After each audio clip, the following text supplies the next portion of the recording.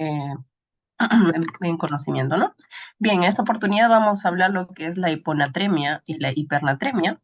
Se define básicamente la hiponatremia como aquella concentración sérica de sodio, la cual es menor a 135, ¿no? Recordemos que los valores normales de sodio es de 135 hasta 145.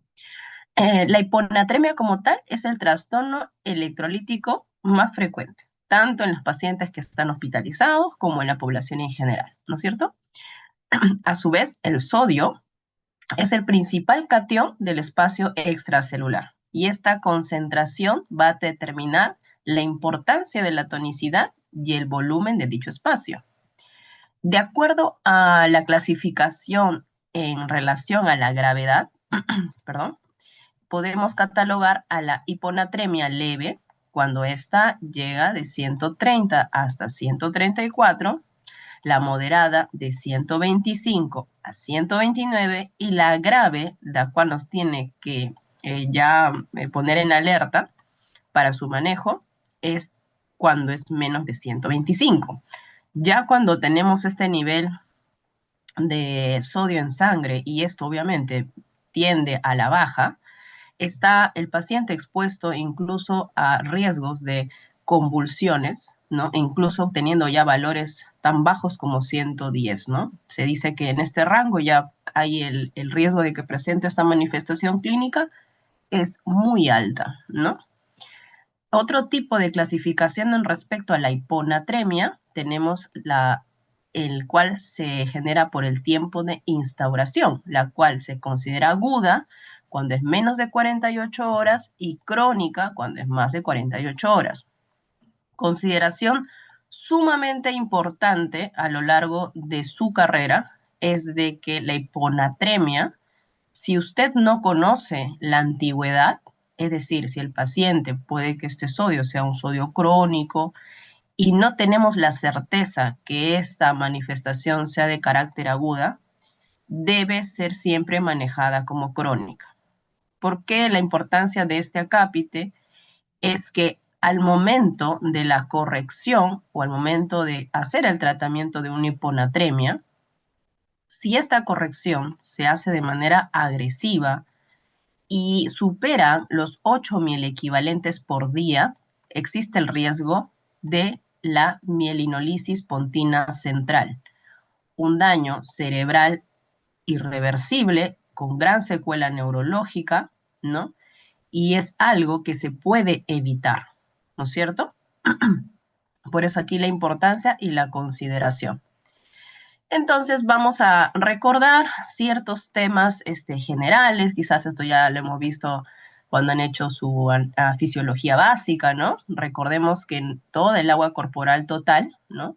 El 60% de nuestro peso va a corresponder, ¿no? A los líquidos, ¿no? Esta proporción de agua corporal, ¿no? En el caso de las damas, ¿no? Puede ser un poco más bajo que en el varón por el contenido adiposo.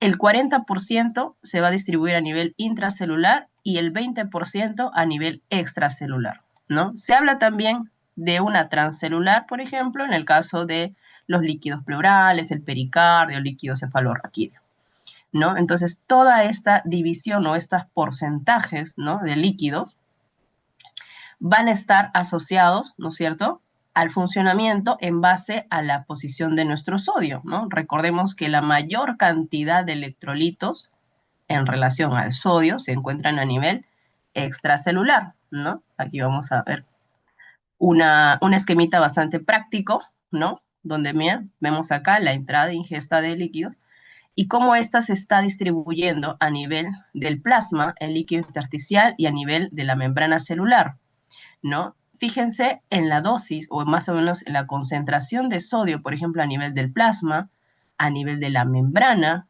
y a nivel de líquido intracelular, ¿no? Entonces, quien predomina más afuera es nuestro sodio, ¿no es cierto? Y esto se ve regularizado, obviamente, por nuestras salidas competentes con el riñón, etcétera, etcétera, ¿no?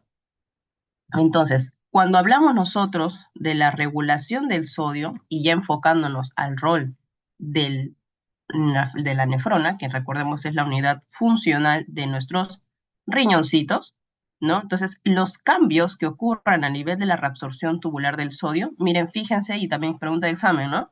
¿En qué parte del túbulo, en qué parte de del túbulo renal, ¿no? Se absorbe la mayor cantidad de sodio? Y esta se va a dar principalmente a nivel del túbulo proximal. Entonces, esta figurita, ¿no? Va a representar a esta nefrona y los porcentajes de reabsorción en las diferentes estructuras, ¿no? En los diferentes segmentos de nuestro túbulo, ¿no es cierto? Y este tipo de reabsorción o este tipo de transporte activo es básicamente mediante el transporte de sodio, potasio, ATPasa, ¿no? Entonces, este tipo de reabsorción, ya sea a nivel proximal, también está estimulado, ¿no? O está en condiciones o regulado, básicamente, en este caso, a nivel del tubo proximal, por la angiotensina 2, ¿no? La noradrenalina. En el caso del túbulo conector, tenemos la aldosterona, ¿no es cierto? A nivel del asa de Henle, básicamente por el flujo, por el volumen circular efectivo. Y esto nos va a llevar básicamente a una homeostasis, ¿no? Para regular, en casos, por ejemplo, de deshidratación masiva, ¿no? El conservar este sodio. ¿Para qué? Porque el sodio es muy amigo del agua, ¿no? Es el jalador del agua. Ven para aquí, agüita. Entonces, si el cuerpo requiere conservar a líquidos y el paciente está presentando estas diarreas, por ejemplo, el cuerpo es inteligente, ¿no es cierto? Y para tratar de compensar y ayudarnos a conservar el agua, va a conservar también el sodio. Eso es en un estado fisiológico, ¿no? Pero así como existen los mecanismos renales y compensatorios, existe lo que llamamos la osmolaridad. La osmolaridad básicamente nos permite, como ya les había mencionado, jalar estas moléculas de sodio, ¿no es cierto? Entonces aquí hay una figurita que también seguramente lo hemos visto en alguna parte de nuestras ciencias básicas, ¿no? Donde, por ejemplo, si nuestras células, aquí vamos a poner los eritrocitos, ¿no? Se encuentran en una solución hipertónica, ¿qué va a hacer el sodio que está acá afuera? Obviamente jalar el agua. Y miren, fíjense cómo es que generan este estado de deshidratación de las células, ¿no? Diferente es cuando la solución es hipotónica, ¿no es cierto? Y el agua va a entrar en el eritrocito. Y una solución isotónica, que es lo fisiológico, ¿no? El equilibrio entre uno y el otro, baja. Entonces, todo este mecanismo, ¿no? Que tiene un efecto directo en la célula, es la osmolaridad. Entonces, la osmolaridad normal de nuestro cuerpo, ¿no? Es aproximadamente de entre 270 a 290. Para los más exquisitos, 280 con 295. Pero esta osmolaridad se calcula, ¿no? La osmolaridad plasmática, lo que nos dice la fórmula más completa, es básicamente el doble de las moléculas de sodio más la glucosa, que también es un factor importante que ahorita les voy a explicar, ¿no? Entre 18 por el boom, que es básicamente la función renal. Esta fórmula nos va a dar como resultado el nivel de osmolaridad y básicamente el equilibrio. ¿Por qué es importante recordar este término? Porque el sodio es representante de la osmolaridad. Si alguien le va a sacar en cara por esto, es el sodio. Entonces, ¿podría existir una hiponatremia con osmolaridad normal o alta? Raro, ¿no? Porque generalmente esto tendría que ser relativamente proporcional. Por eso se habla en este tipo de manifestaciones una falsa hiponatremia. El sodio bajo, que podemos detectarlo en una muestra de laboratorio, pero porque existen moléculas que pueden estar diluyendo este sodio y no necesariamente estar frente a una real hiponatremia.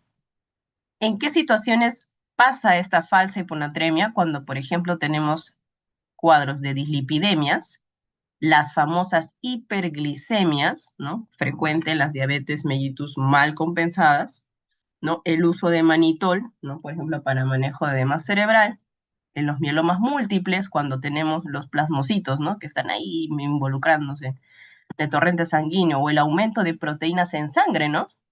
Aquellos alumnos que han logrado o tenido la oportunidad de ver pacientes con mieloma múltiple han visto que, por ejemplo, les dosan la sangre y tienen hemoglobina, la inmunoglobulina G por los cielos.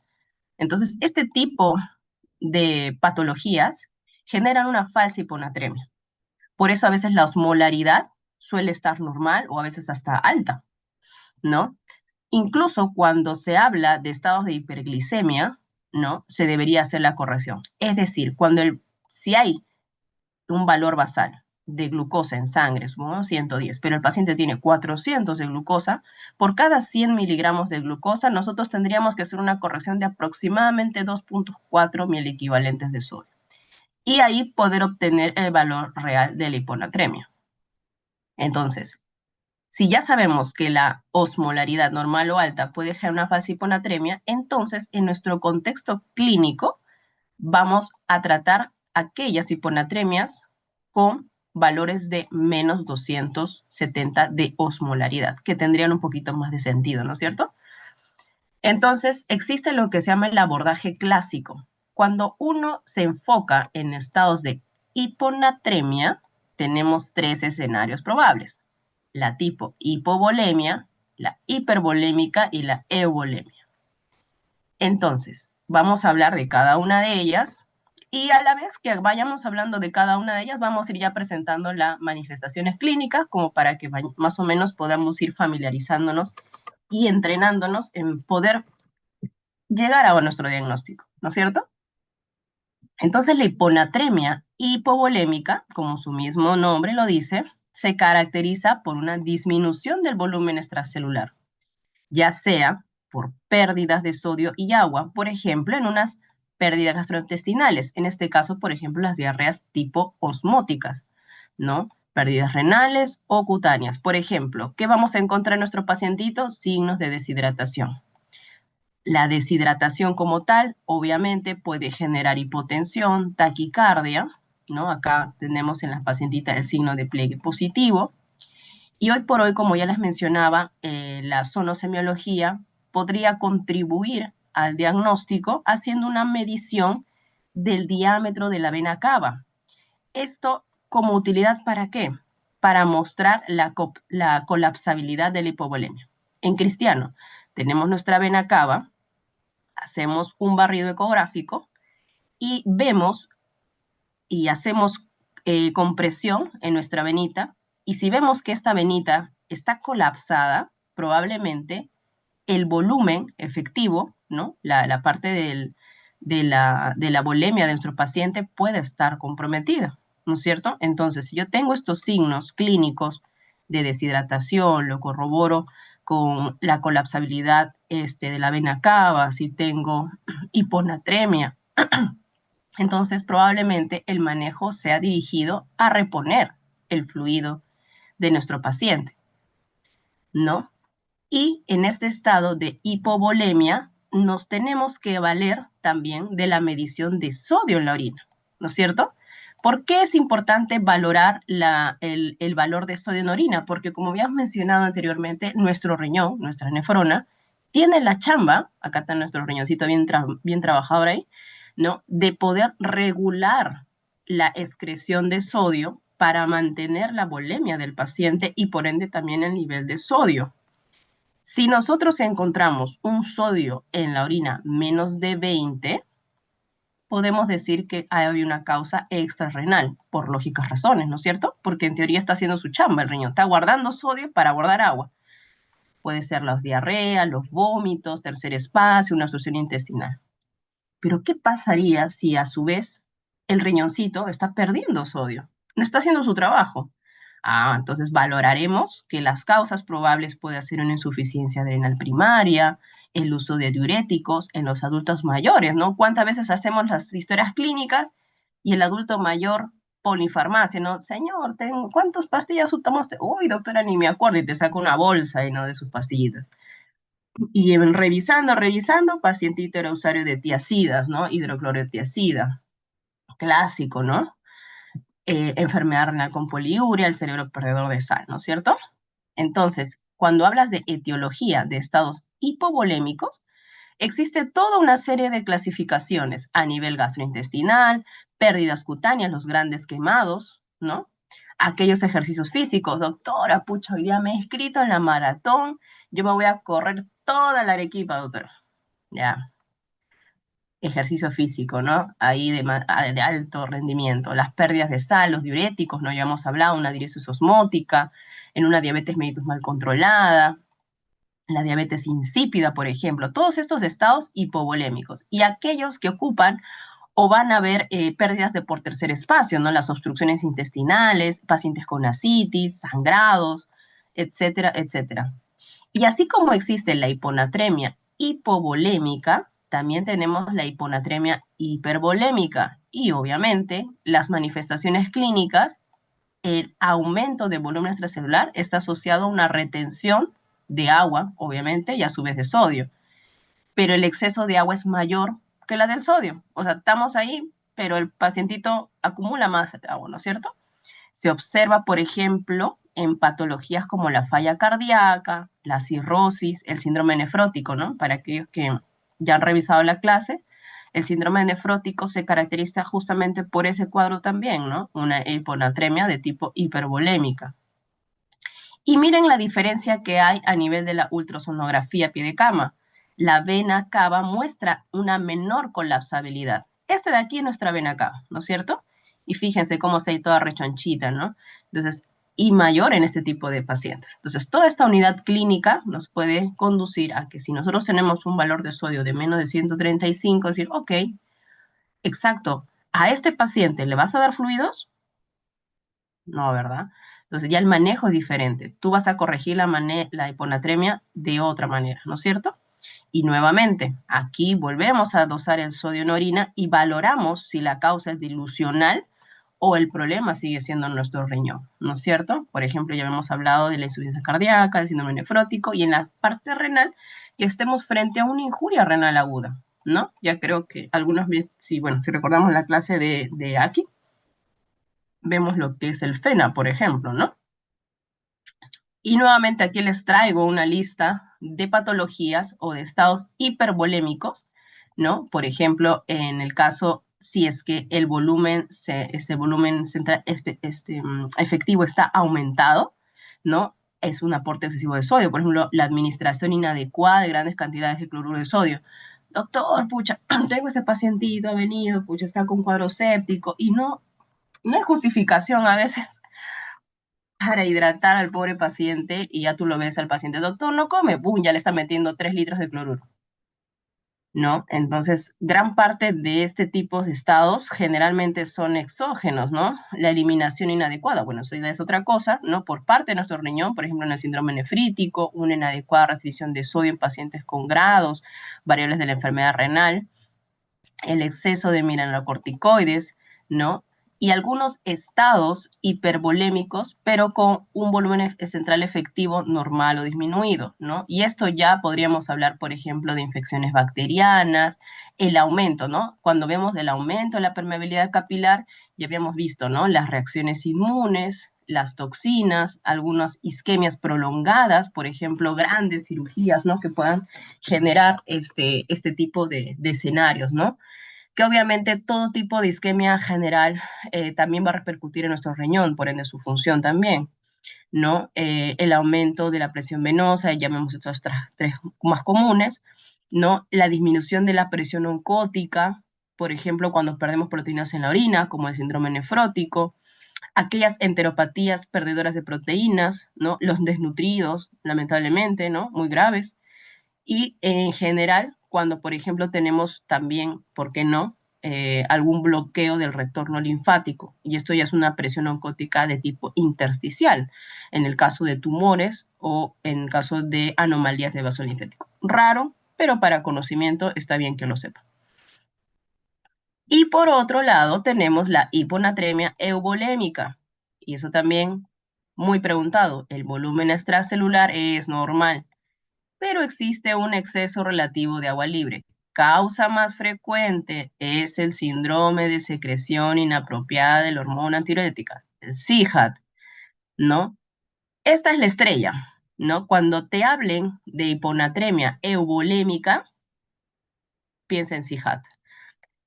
Como segundo lugar, en este ranking, tenemos el hipotiroidismo severo, también es un euvolémico, ¿no? Pero ya el mecanismo por el cual existe una alteración del sodio ya es a nivel endocrino, ¿no? En estos casos no hay signos ni de sobrecarga de volumen ni de déficit de volumen. Generalmente no hay una clínica concluyente, ¿no?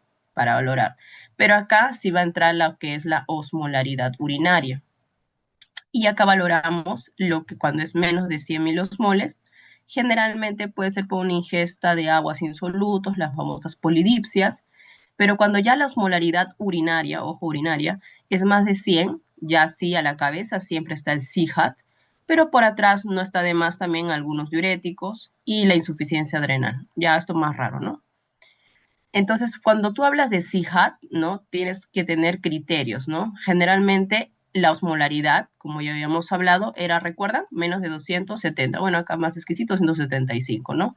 La osmolaridad urinaria, sí, es más de 100. La clínica del paciente es eubolémica, ¿no? La concentración de sodio en la orina es más de 30, ¿no es cierto? Entonces estamos con una buena función renal, ¿no? Y generalmente fuera de algún compromiso, ¿no? De tiroides, pituitaria o insuficiencia, ¿no? Entonces vamos con la primera pregunta. Esta facilita. Cheque. Creo que está corriendo o no está corriendo la.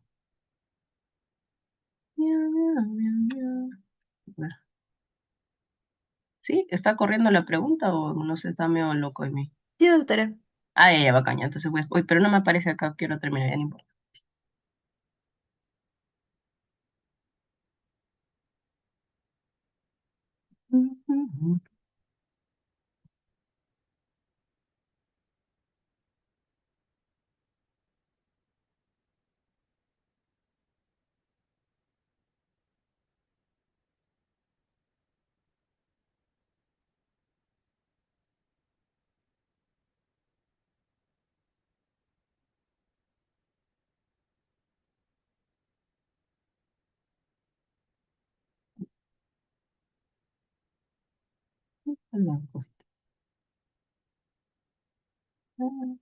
No me aparece. ¿A ustedes les aparece? A ver, a lo mejor. ¿Qué es esto? Ya.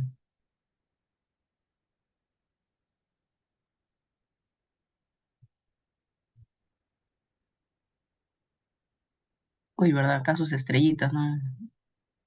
Está la primera estrellita.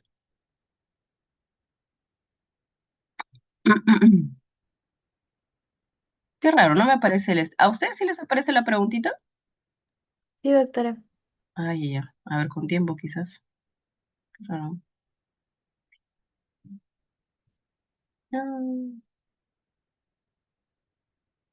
a ver, vamos a ver, disculpen.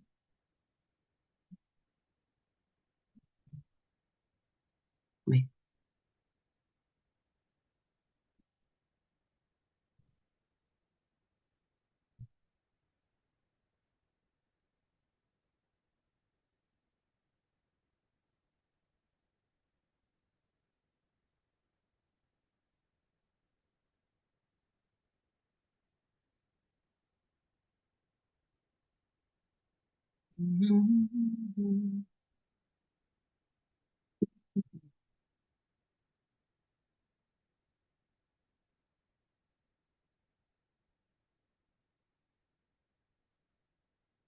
espera, no, esta es mi pantalla.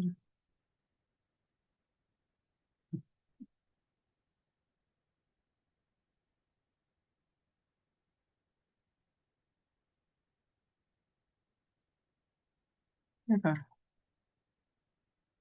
A ver.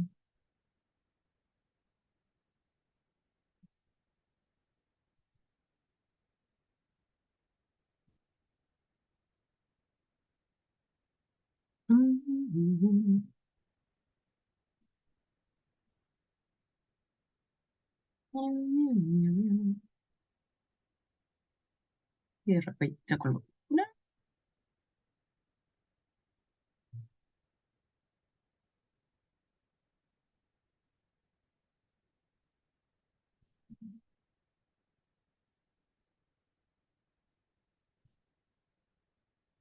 Ah, ya.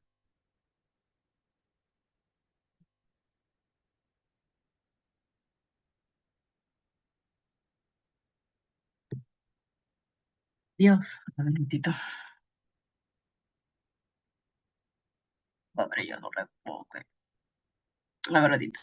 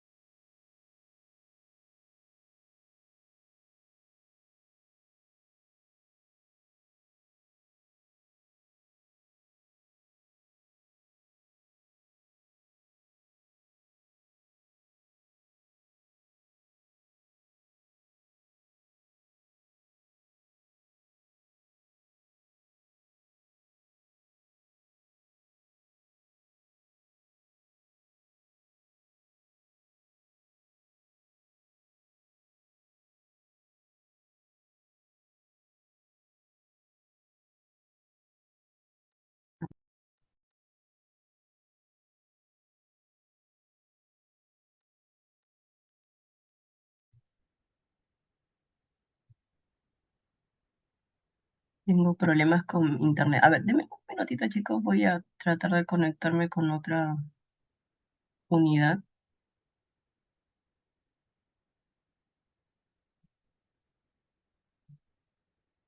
Ya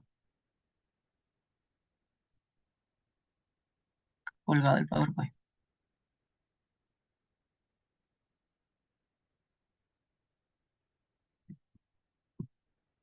Eh,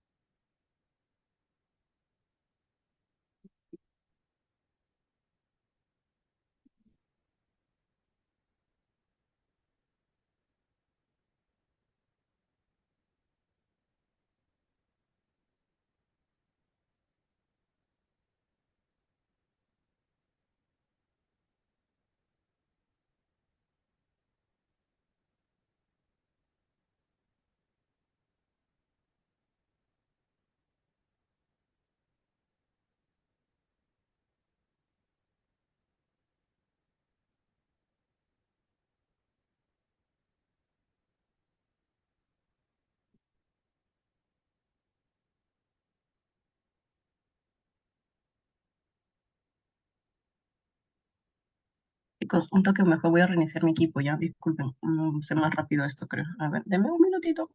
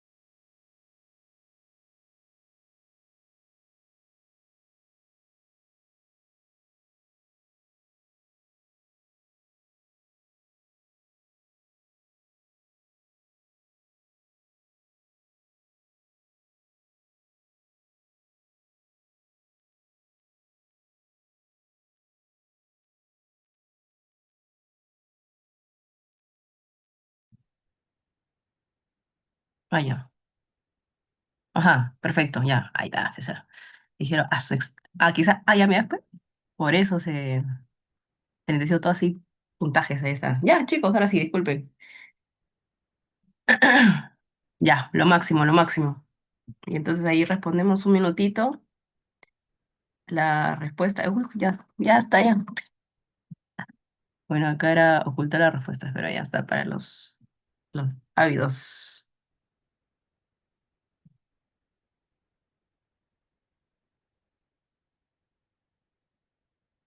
Ahí está la preguntita. ¿No? ¿Cuál de las siguientes condiciones, acuérdense, es la causa más común de hiponatremia euvolémica? Ya lo habíamos conversado, ¿no? Euvolémica, chicos, euvolémica.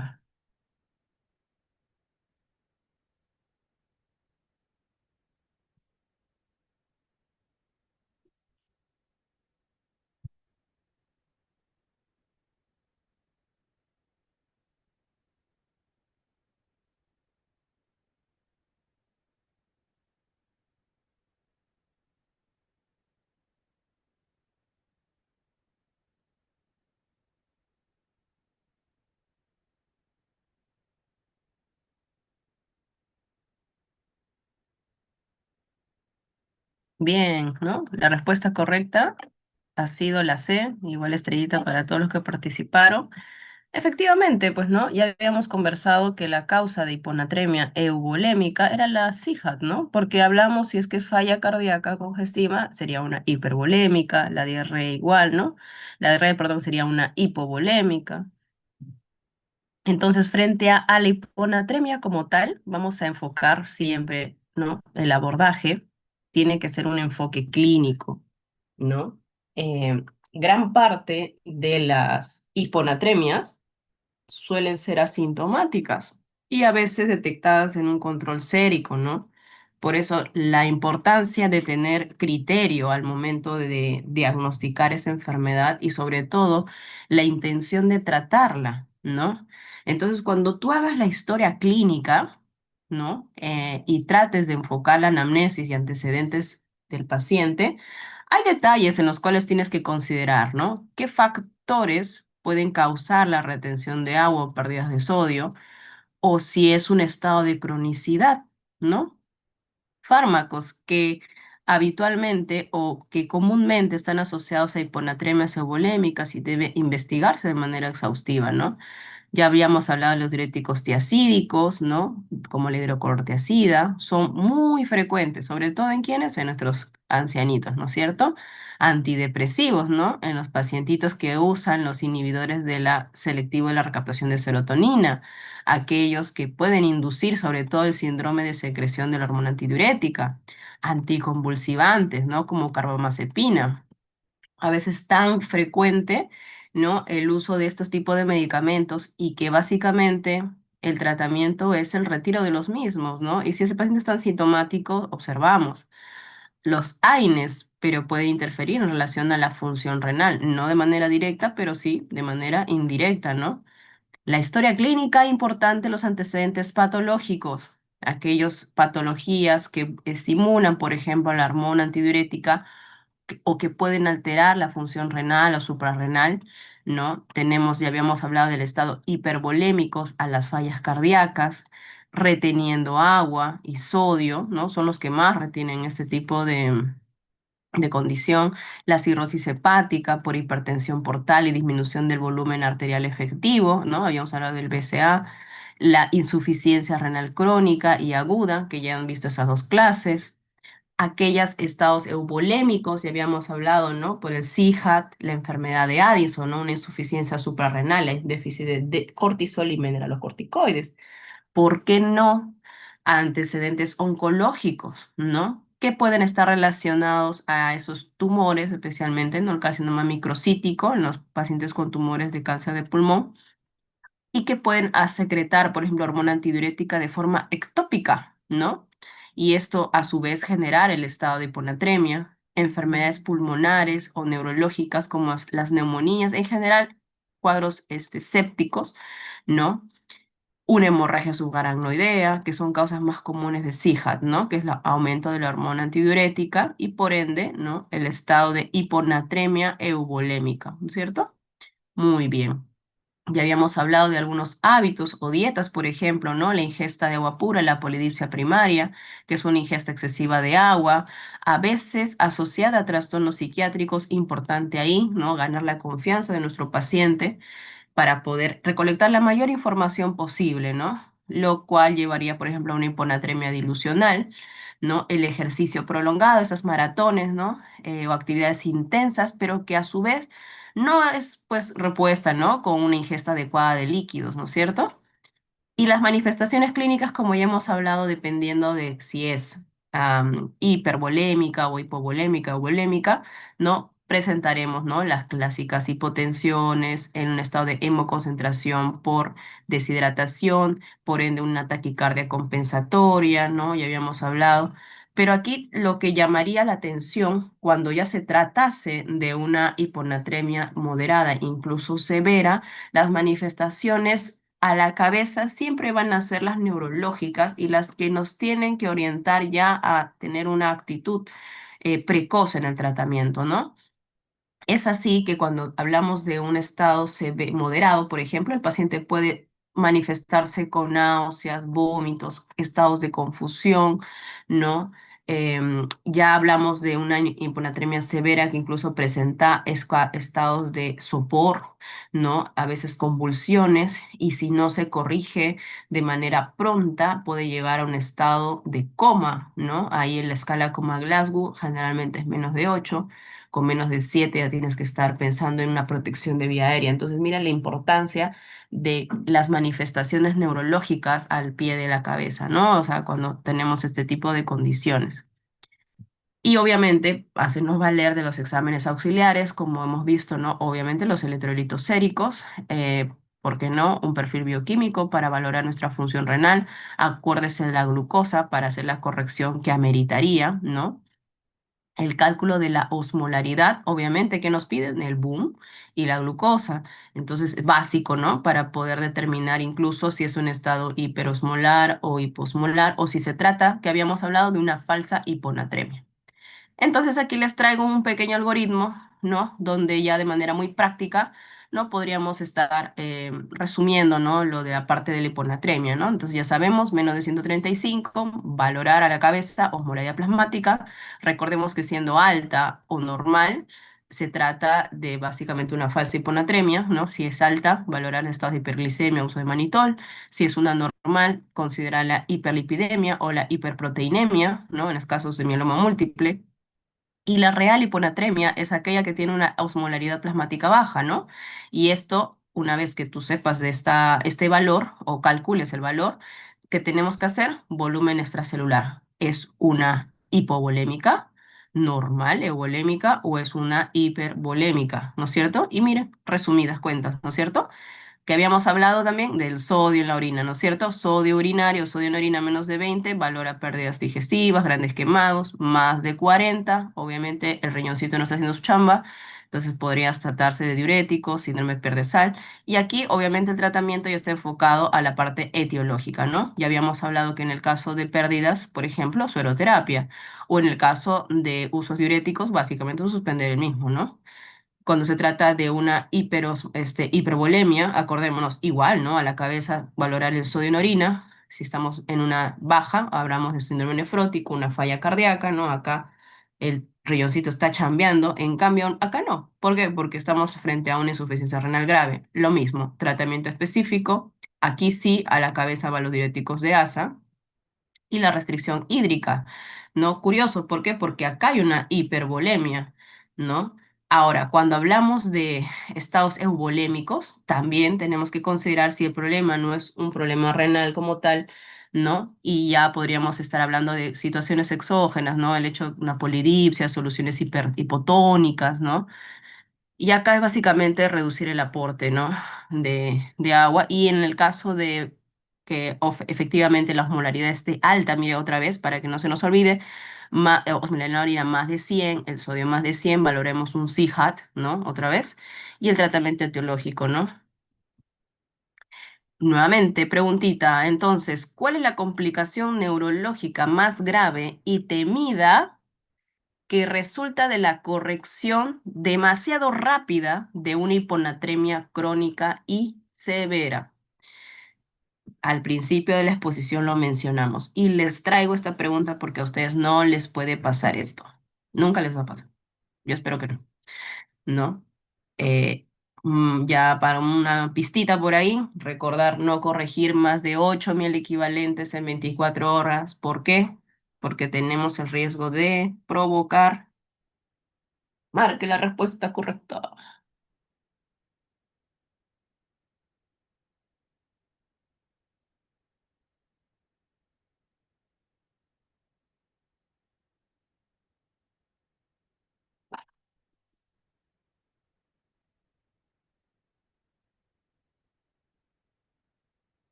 Muy bien, exacto. La mielinolisis pontina, o también llamada el síndrome de desmielinización osmótica. A ver ahí, estrellita, ahí doble para los que respondieron bien y para todos aquellos que participaron.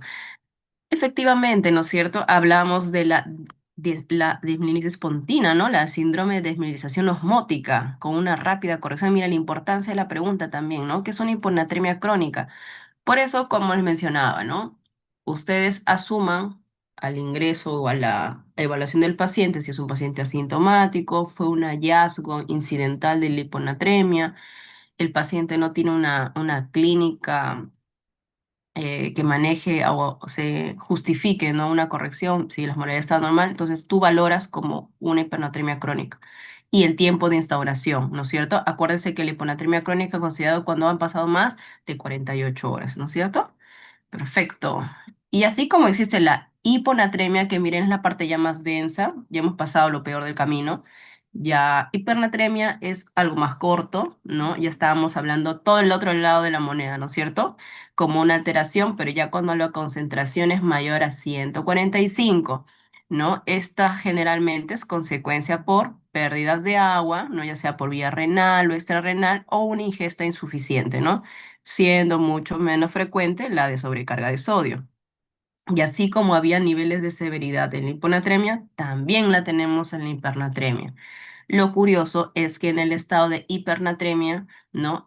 Tenemos acá, mire, por ejemplo, hasta 150, la hiponatremia moderada 159, y se dice que la clínica de una hipernatremia se puede ya manifestar a partir de niveles de 155, entonces estamos hablando de hiponatremia moderada hasta severa.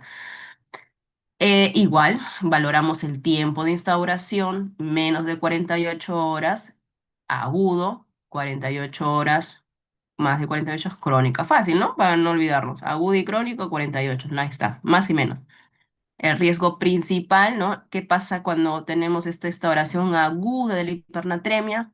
Las células cerebrales no tienen tiempo de adaptarse. ¿Y qué va a pasar? Esta rápida salida de agua a las neuronas, esta deshidratación celular puede provocar un sangrado vascular cerebral, convulsiones, coma, incluso hasta la muerte, ¿no?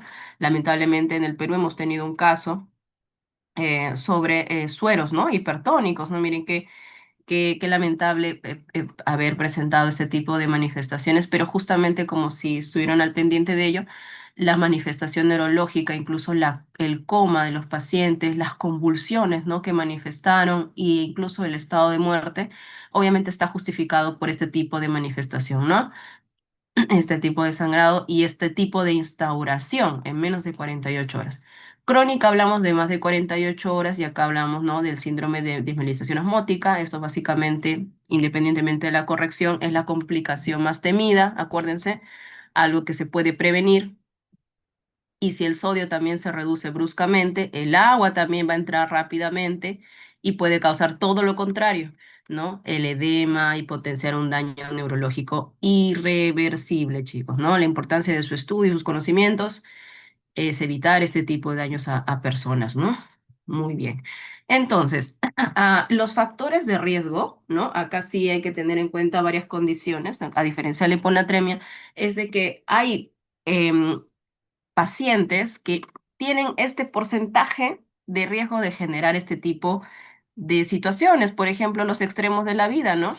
Tanto nuestros adultos mayores, porque ya, en fin, el estado o la respuesta de el tenerse, por ejemplo, este mecanismo cerebral es muy frecuente en los ancianos, generalmente sufren de hipodipsias, ¿no? La mayoría de ellos. Una limitación de acceso al agua. Miren qué importante es también conocer el ámbito familiar, el ámbito de protección al adulto mayor. Gran parte de los adultos mayores son dependientes de un cuidador, ¿no? Si nuestro cuidador, si nuestro familiar, por ejemplo, dice, Abuelito, ¿no tienes sed?". No, no tengo, hijita. Y nos conformamos con eso, no los cuidan, no tienen acceso al agua, no tienen acceso a cuidados. Generalmente esta limitación al acceso puede generar un factor de riesgo para desarrollar estos cuadros de hipernatremia, ¿no? Encima, tienen menor agua corporal total, ¿no? El combo perfecto. Los lactantes también, ¿no? Los niños pequeños seguramente ya en pediatría van a indagar mucho mejor sobre esta parte, pero también es bueno mencionarlos, ¿no? Un bebito, pues, ¿no? No te va a decir, tengo sed, ¿no? Ya está. La mayoría casi por esto, ¿no? Y es una disminución del reflejo de la sed los que nos debe llamar la atención. A veces cuando el estado de deshidratación ya es severo, el paciente, así sea adulto, joven o niño, ya no va a tener este reflejo de la sed y no necesariamente puede que el paciente no esté deshidratado, ojo, ¿ah? Este mecanismo puede estar ya afectándonos, ¿no? Otro factor de riesgo, los pacientes hospitalizados o en cuidados críticos, ¿no? Pacientes en la UCI, ventilación mecánica, el deterioro cognitivo en los inconscientes que no tienen capacidad de ingesta oral, ¿no? Y que dependen nuevamente de un cuidador, aquellos que tienen sondas de alimentación y reciben una nutrición enteral, y si la fórmula o el aporte de agua suplementaria es insuficiente, lamentablemente también es un factor de riesgo para desarrollar este estado de hipernatremia. Otros estados, tanto neurológicos como endocrinos, obviamente lo que alteren, ¿no? La parte de la condición cognitiva, ¿no? El afecta la capacidad del cuerpo para regular el agua. Quizás ya no es el problema de la voluntad, sino como te digo, el mecanismo de la sed o directamente a nivel de la hormona antidiurética, ¿no? Por ejemplo, en los test graves, tumores, hemorragias, la diabetes insípida, ¿no? Que es la causa de hipernatremia. Otra vez pregunta, hipernatremia euvolémica y sin gran cambio de volumen, ¿no? Y aquí tenemos dos tipos, la central, ¿no? Que es a nivel neurohipofisiario, como vemos acá en nuestra imagen, como la glándula pituitaria no produce la hormona antidiurética lo suficiente, entonces los riñones van a generar mucha más orina. Entonces el cerebro no produce esto, ¿no es cierto? Y la nefrogénica, que los riñones no responden a la hormona antidiurética, ¿no es cierto? Entonces, la causa, ¿no? Estos son los factores de riesgo, ¿no? Tenemos un punto para poder desarrollar, pero en general las causas de una hipernatremia a la cabeza siempre van a ser las pérdidas gastrointestinales, en este caso las tipos osmóticas, ¿no? Los vómitos severos. Si hablamos solamente de pérdidas urinarias, nos enfocaremos a la urisis osmótica, por ejemplo, una diabetes mal controlada, los diuréticos de asa. Pero miren, fíjese la diferencia con la hiponatremia. Aquí entran a tallar ya no la tiacida, entra a tallar ¿quién cosa? La furosemida. Los agentes osmóticos, manitoles también mal controlados, la alteración hipotalámica, ¿no? Adipsia. Y lo generalmente visto que la mayoría, bueno, un grupo de ellos, de las etiologías, pueden ser de carácter exógeno, ya sea por envenenamiento con sal o iatrogénico, ¿no? Un mal formulación del suero, por ejemplo, puede generar este tipo de hipernatremia. Otras que son ya como pérdidas son las hiperhidrosis, los golpes de calor. Miren qué pena aquí, un paciente gran quemado, estas quemaduras extensas, ¿no? No solamente pierdes se deshidratan, ¿no? Pacientes con toxicodermias. Entonces, el abordaje, así como habíamos hablado sobre la osmolaridad urinaria, aquí también entra a tallar la osmolaridad, ¿no? Cuando es menos de 30 hablamos frente a que podría ser la causa de una diabetes insípida, ¿no? Diferente es cuando la osmolaridad ya es más de 600. Nuevamente hablamos de pérdidas extrarrenales o cuando el sodio urinario es menos de 25, ok, podríamos estar frente a este cuadro.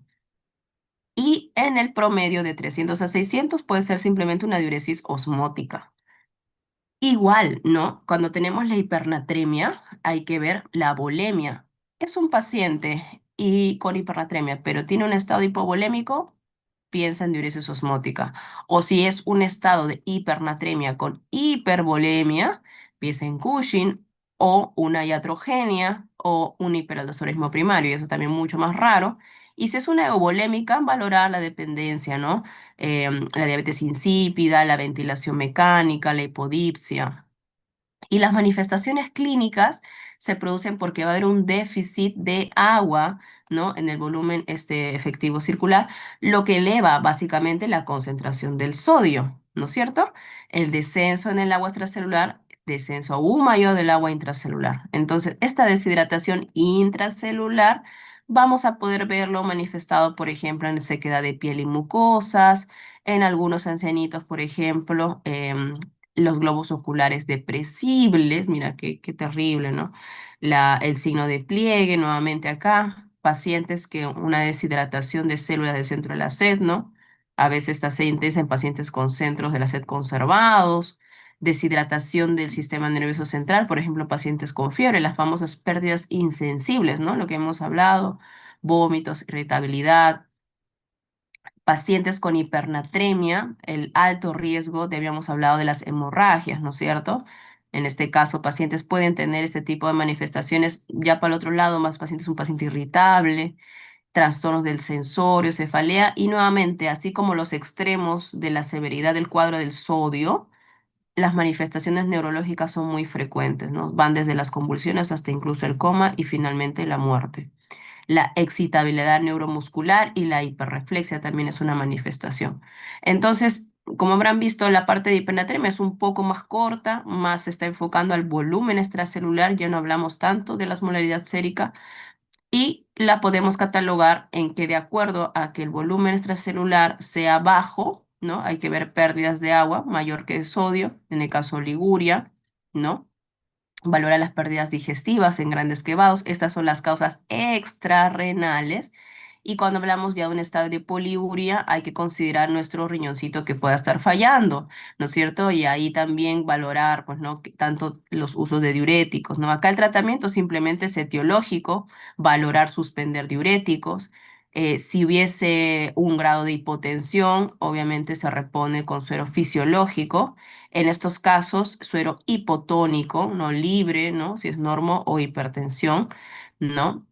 Cuando ya tenemos por el otro extremo un estado volémico extracelular alto, ¿no? Por ejemplo, estos casos que también se ven y seguramente si alguno tiene la experiencia de hacer su serum en una playa, porque a veces hay esa situación, los grandes ahogados, ¿no? Ahogados en el mar, ¿no? Eliminaciones de soluciones hipertónicas, ¿no? Esto suspender el aporte de sodio y aquí sí, por ejemplo, a diferencia de los euvolémicos, es el diurético de asa, ¿no? Imagínense. Y aquí ya cuando es un estado normal donde la pérdida de agua, ¿no? Un poquito más que el sodio, se habla de una diabetes insípida, ¿no? Y acá hay dos tipos, nuevamente recordemos, la diabetes central y la nefrogénica. Si la causa es de origen central, uso de desmopresina; si es nefrogénica, suspender fármacos que puedan desencadenar, ¿no? Y corregir también, no solamente el sodio, sino también el potasio y el calcio, ¿no? A ver, uy, se fue la pregunta. Uy, suerte, suerte. A ver, espérame. ¿Qué fue? A ver. No puede ser que esa eliminó mi última pregunta ya. Ah, es que creo que está en el otro. Ya. Vamos a ver, ¿verdad? A ver.